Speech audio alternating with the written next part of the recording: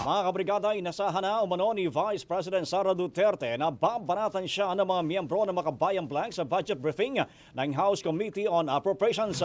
Sa panayam kay Duterte, sinabi niyang naaawa siya sa budget sponsor na si Palawan Representative Jose Alvarez, kaya minabuti niyang huwag na ring bumanat sa deliberasyon ng budget.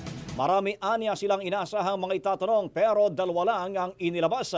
Inahayag din ni VP Sara na nagdesisyon siyang huwag nang paharapin sa budget briefing ang mga opisyal at kawani ng OVP. Apprehensive pa umano ang mga ito dahil sa sinapit nila noong nakaraang taon sa budget briefing at committee hearings kung saan ilan sa kanila ay kinakabahan, nabalisa at nagkasakit.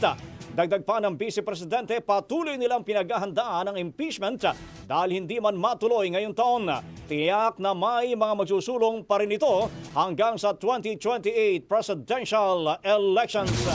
Ang bahaging ito ay hatid sa atin ng DriveMax Herbal Capsule. Lalaking angat, tumatagal.